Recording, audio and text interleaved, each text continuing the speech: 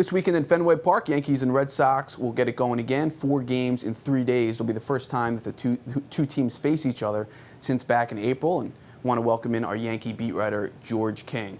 George, as we look at where the Yankees are right now, we're at the midway point for this team. 81 games in. They're 49-32. They're in first place.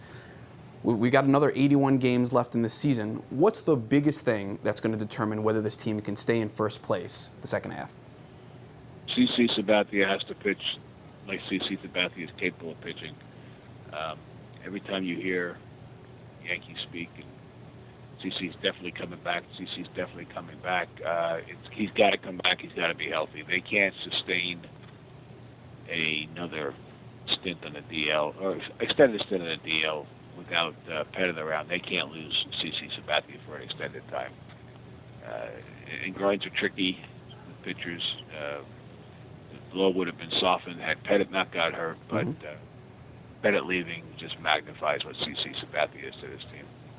George, when you look at the Red Sox, it's, they're 42-40, and it looks like, really with the exception of David Ortiz, so many of their star guys are having down years. Adrian Gonzalez and Dustin Pedroia, the Beckett, Buchholz, Lester trio, Daniel Bard's in the minors. We're going to see the Red Sox now 4 games in 3 days against the Yankees. How good is this Red Sox team? Is it good? Well, right now it's not very good. They just lost 3 in a row to Oakland, which is unexcusable. But it seems to be that, it seems to me anyway, that they're not going to let this slide away. They haven't made the playoffs in the past 2 years.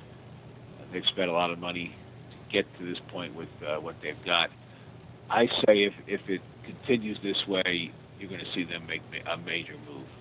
And the major move would probably concentrate on pitching. George, one guy who, you were in Tampa with this team the last few days. The Yankees lost 2 of 3 to the Rays down at the Trop. One guy who seems to be struggling is Curtis Granderson over the last month or so, only hitting about 200.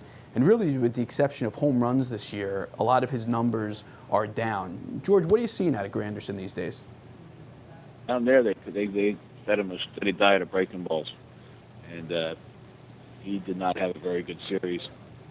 He did not play well in Tampa at all. He's a high strikeout guy anyway. The strikeouts become magnified when he's not hitting home runs.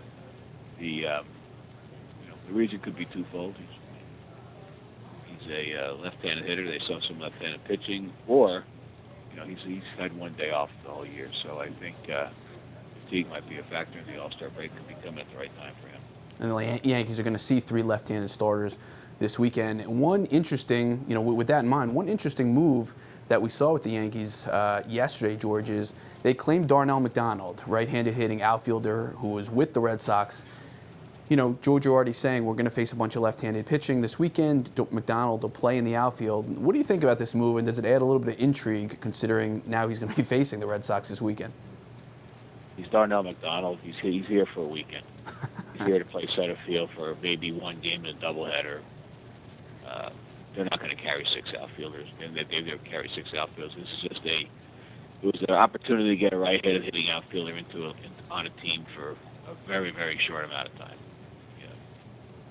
He was waived by the Red Sox this year, and their outfield's been in need of some players, and they didn't deem him good enough to play there. So I don't see this being more than a guy who might play the second game of doubleheader or start Sunday night in the outfield.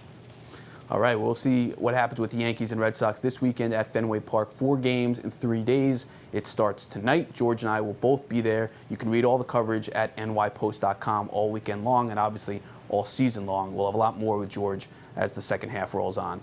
For George, I'm Mark. Thanks for watching.